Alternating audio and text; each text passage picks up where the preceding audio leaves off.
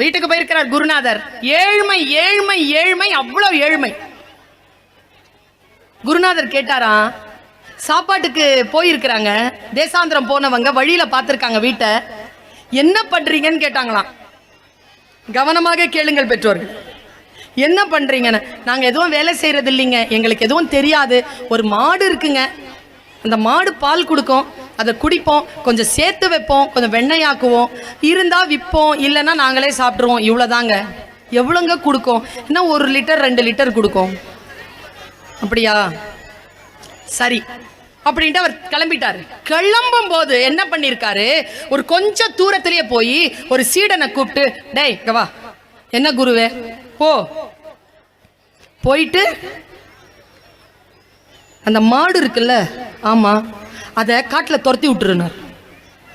ஐயோ செத்துருவாங்க அவங்க. சொல்றத கேளு, துரத்தி விடுனாங்க. நான் என் பெற்ற தாயின் ஆணையாக சொல்லக்கூடாது, சொல்கிறேன். என் மகனிடத்தில் சில விஷயங்களை நான் அப்படி செய்ததனால் இன்றைக்கு அவன் மிகப்பெரிய வளர்ச்சியை அடைந்து கொண்டிருக்கிறான். இந்த கதையின்படி நான் செய்தேன், என் வீட்டில் செய்தேன், நான் என்னை செய்து கொண்டிருக்கிறேன் என்பதற்காக உங்களிடத்தில் இதை பகிர்ந்து கொள்கிறேன். துரத்தி விட்டுற மாட்டேன் நானா. நேரா போய் குருநாதர் சொல்றான்னு எடுத்துட்டு போய் மாட்டை விட்டுட்டாங்க. அவங்க தேசாந்திரம் போயிட்டு 4-5 வருஷம் கழிச்சு வந்திருக்காங்க.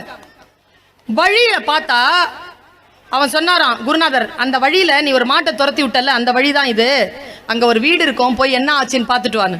போய் பார்த்தா அங்க குடிசை இல்ல, மாட மாளிகைகள் கட்டப்பட்டிருக்கு, நிறைய வேலைக்காரங்க, நிறைய செல்வம். பயந்து ஓடி வந்துட்டாராம். சார் அது வேற வீடா இருக்கு சார், உள்ள பாரு யார் இருக்கான்னு. உள்ள போய் பார்த்தா அதே பெற்றோர்கள், அதே குழந்தைகள், கொஞ்சம் வளர்ந்த நிலையில் இருக்காங்க. என்ன ஆச்சுன்னு கேட்ட உடனே அந்த தந்தை சொன்னதுதான் இன்றைக்கு உங்களுக்கான செய்தி தோழமைகள். அந்த தந்தை சொன்னார், என்னிடத்தில் ஒரு மாடு இருந்தது, அந்த மாட்டை மட்டுமே நம்பிக்கொண்டு நாங்கள் பால் கறந்து குடித்துக் கொண்டிருந்தோம். ஒரு குருநாதர் வந்தார், அவர் போனதற்கு பிறகு மாடு காணாமல் போய்விட்டது, சாக முடியாது இல்லையா, அதனால் 5 பேரும் அவரவர்கள் திறமையில் உழைக்க தொடங்கினோம். இதோ இந்த 4 ஆண்டுகளுக்குள் இவ்வளவு பெரிய வெற்றியை நாங்கள் கண்டிருக்கிறோம் என்று சொன்னார்.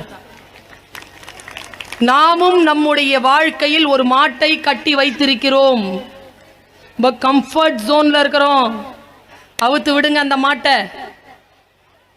ஏன் இன்றைக்கும் உயராமல் அதே இடத்தில் இருக்கிறோம் என்றால் சில விஷயங்களை நாம் அவுட் ஆஃப் த பாக்ஸ் சிந்திக்கிறதே இல்லை.